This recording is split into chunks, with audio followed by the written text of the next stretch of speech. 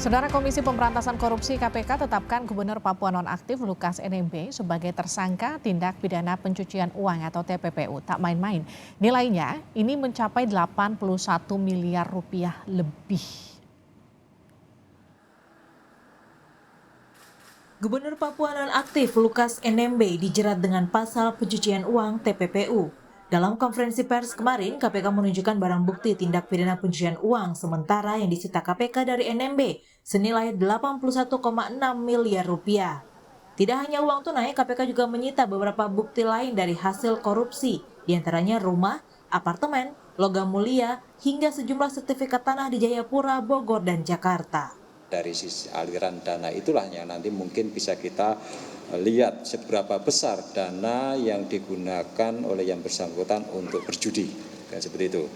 Nah, dari mana dana-dana tersebut diperoleh? Ya sejauh ini memang sebagian besar berasal dari penyalahgunaan APBD, ya, termasuk informasi yang kemarin dipaparkan ke pimpinan itu menyangkut dana operasional gubernur. Nah, selama 3 tahun itu dari tahun 2000 berapa kemarin ya? 19 ya.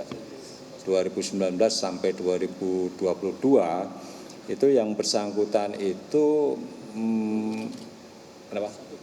ya, setiap tahun dana operasional yang bersangkutan itu 1 triliun lebih. Hal yang menarik dari rilis KPK kemarin terkait dugaan tindak pidana pencucian uang oleh Gubernur Papua Nonaktif Lukas NMB. Wakil Ketua KPK Alexander Marwata menyebut ada alokasi dana operasional tahunan gubernur sebanyak 1 triliun rupiah dan sepertiganya digunakan hanya untuk biaya makan dan minum. KPK menyebut biaya makan dan minum tersebut sangat janggal. Dana operasional yang bersangkutan itu rata-rata setiap tahun itu 1 triliunan. Dan sebagian besar setelah kita telisik, kita lihat itu dibelanjakan antara lain untuk biaya makan minum, ya, belanja makan minum. Bayangkan kalau 1 triliun itu sepertiga digunakan belanja makan minum itu 1 hari berarti 1 miliar untuk belanja makan minum, ya. Dan kami sudah juga cek di beberapa lokasi, ya, tempat kwitansi itu diterbitkan, ternyata itu juga banyak yang fiktif. Lukas NMB diduga melakukan tindak pencucian uang sebesar 81 miliar rupiah lebih. Komisi Pemberantasan Korupsi juga menyita aset diantaranya logam mulia, aset tanah, rumah, hingga mobil mewah. Gubernur Papua Nonaktif Lukas NMB juga tengah menjalani sidang terkait dugaan kasus suap dengan total 45,8 miliar rupiah dan dugaan kasus gratifikasi mencapai 1 miliar rupiah. Beberapa aset hasil pencucian uang NMB sudah disita penyidik KPK, diantaranya uang senilai 81,6 miliar rupiah dan juga 5.100 dolar Amerika serta 26.300 dolar Singapura. KPK juga menyita aset dan harta Lukas NMB yang tersebar di beberapa wilayah. Apartemen di Jakarta senilai 2 miliar, lalu juga ada rumah mewah di Jakarta senilai 5,3 miliar rupiah, emas batangan bernilai 1,7 miliar rupiah, sejumlah perhiasan mewah, dan juga 5 unit mobil. Harta dan aset NMB yang saat ini disita KPK masih data sementara. KPK masih mencari aset yang diduga disembunyikan NMB dan tersebar di beberapa wilayah lainnya. Tim Liputan Kompas TV. Saudara KPK menyebut kasus TPPU Lukas NMB masih didata dan bisa saja bertambah. Mengapa bisa gubernur mendapat dana operasional hingga 1 triliun dan menjadikannya terjerat TPPU? Kita akan bahas bersama pakar hukum TPPU Bu Yenti Ganarsi. Bu Yenti. Selamat sore. Sore, ini dana operasionalnya 1 triliun rupiah per tahun, artinya sekitar 1 miliar per bulan. Ini kan judulnya dana operasional, wajar nggak sih Bu? Ya sangat tidak wajar ya kan, apalagi sekarang kan sedang ada proses pembuktian. Permasalahannya ini kan sesuatu yang lama dan bertahap per bulan, per tahun gitu ya. Apa tidak ada ya mekanisme untuk mengawasi gitu ya, mengawasi uang-uang meskipun yang menggunakan gubernurnya. Nah ini kan menjadi PR untuk kita semua. Bagaimana sistem manajerial kepemerintahan itu dijalankan. Ya, jadi jangan-jangan seperti ini. Ya udah nanti kita kaget-kaget ternyata sehari segini ya jadinya ya. Dan itu ada penggunaan uang-uang untuk anggaran-anggaran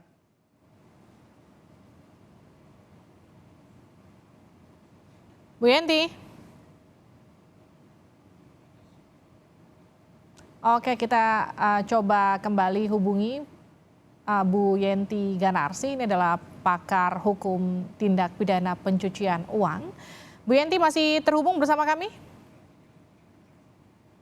Oke, kita masih membahas mengenai dugaan kasus TPPU yang menjerat mantan Gubernur Papua, Lukas NMB, yang kini kemudian sejauh ini masih didata dan bisa saja terus bertambah. Yang jadi pertanyaan, ini terungkap di persidangan, ada dana operasional jumlahnya 1 triliun rupiah per tahun. Ya kalau dihitung-hitung itu sekitar 1 miliar rupiah per bulan. Bu Yenti sudah bergabung kembali, Bu. Iya, iya. Oke, Bu, ini kan kalau kita bicara dana operasional, itu kan artinya seharusnya ini resmi ya, Bu. Ini kemudian bisa ya, Bu, dijerat TPPU dari situ? Iya, dan itu fix sebetulnya kan. Dan dia kan itu. Nah, permasalahannya apa saja yang terlibat Sehingga itu bisa fiktif gitu, fiktif dan dibiarkan seperti ini. Yang saya sampaikan tadi adalah mekanisme manajerial pengawasan dari penggunaan anggaran dari pemerintah itu bagaimana. Ya sekarang udah ini fiktif, ya kan? Ini fiktif dan kemudian mengalir ke sana kemari. Saya ingin ini dikembangkan lagi bahwa kenapa ada pembiaran, apa yang tidak jalan, pengawasan apa yang tidak jalan, bagaimana seorang kuasa pengguna anggaran atau seorang pejabat, gubernur ataukah menteri bisa menggunakan dana-dana operasional yang harusnya memang ada buktinya dan buktinya tidak ada dan buktinya juga aneh. Ini di korupsinya saja sudah aneh, tapi dibiarkan sekian lama. Ya kita tidak bisa seperti sekarang aja, seperti pemadam kebakaran baru ketahuan sekarang gitu kan? Itu Bu, kan memang tidak nggak mungkin. ada pengawasan terkait dengan dana operasional ya, Bu? Justru itu yang dipertanyakan, kenapa ada pembiaran? Kalau ada pembiaran pasti ada orang lain yang terlibat yang membiarkan dan mendapatkan sesuatu. Nah, itu adalah korupsinya, apapun itu nanti bentuknya. Nah, setelah itu kan ada masalah korupsinya. Di korupsinya adalah apapun itu ya, penggunaan anggaran fiktif dan sebagainya. Begitu fiktif, itu kan kemudian ada tadi yang jadi hotel lah, ada di rumah, uang di rumah, dan kemudian untuk kasino dan sebagainya itu adalah TPPU-nya gitu. Tapi harapannya adalah bagaimana pengawasan negara terhadap keuangan negara yang harus digunakan oleh masyarakat di suatu provinsi, tetapi kemudian tidak sampai, dan itu bukan sebulan 2 bulan dan lama gitu ya. Ini kan pastinya kan ada per semester lah, ada pengawasan kalau ada sesuatu yang aneh itu kan ada yang tidak harus per periode, tetapi ada pengawasan mendadak ya, misalnya ada loh kok ini seperti ini nggak jalan gitu ya, jadi ya jangan dibiarkan seperti ini. Artinya apa, kalau memang tidak ada sistem yang mengawasi dan terjadi seperti ini dari sudut hukum pidana gitu ya, orang yang melakukan perbuatan kriminal ini yang namanya korupsi dan TPPU ini memang karena ada faktor yang pembiaran, jadi negara sendiri menjadi faktor kriminogen namanya. Negara dengan sistem pengawasan yang sangat lemah ini memicu para kepala daerah, para kepala lembaga dan kementerian itu untuk mudah sekali melakukan ini. Ya, ini penting. Ya. Yes. Kita kan masih punya RUU perampasan aset yang masih belum juga disahkan tuh, Bu. Itu bagaimana kemudian mengoptimalkan tindakan TPPU seperti ini? Ya sekarang kan gini, TPPU sekarang ini kan di undang-undang KPK, undang-undang korupsi, undang-undang TPPU ada KUHP ya kan gitu ya. Ya disita saja, tidak usah menunggu undang-undang perampasan aset juga. Sebenarnya kalau mau bisa saja gitu kan. Nanti terutama berkaitan kalau perampasan aset sekarang yang sudah di-backup kan dari undang-undang kejaksaan tentang perampasan aset, itu bisa dijalankan. Itu di kejaksaan, JPU-nya maksud saya.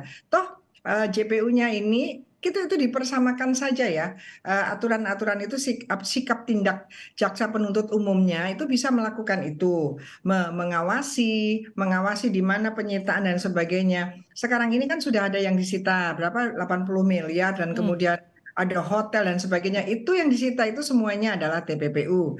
Yang mengalir ke kasino adalah juga TPPU di kasinonya. Kita lihat kasinonya kasino mana.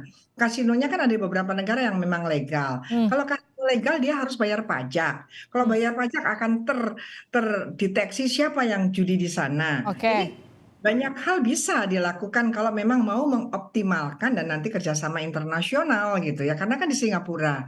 Jadi gini ya, menyedihkan sekali ya. Artinya apa? Kita tuh hanya disuguhi dengan kaget-kaget, oh sekian, sekian, sekian, tapi tidak belajar dari korupsi yang sudah-sudah itu di mana sih bocor-bocornya, mitigasinya bagaimana. Hmm. Seolah-olah pemerintah dengan penganggarannya sudah menganggarkan saja, tetapi pemantauannya itu tidak dioptimalkan.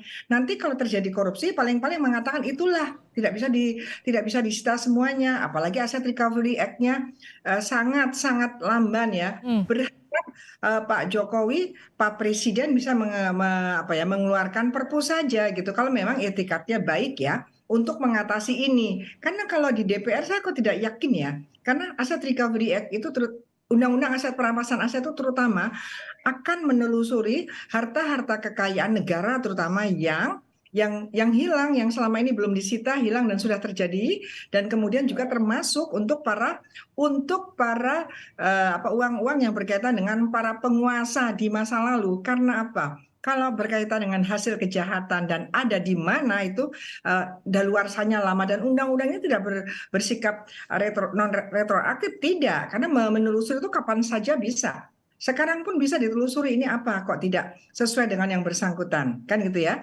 Karena tidak sesuai dengan bersangkutan dengan mekanisme yang akan Hmm. dibangun, nanti akan ada pembuktian terbalik di awal. Baik. Bisa nggak buktikan? Kalau nggak bisa buktikan langsung dirampas. Hmm, oke. Tinggal bagaimana mau atau enggak gitu ya, Bu. Ya, dan harus tahu penting apa Oke. penting ini. Ya. Baik, terima kasih Bu Yanti Ginarsi telah bergabung bersama kami di Sapa Indonesia Malam.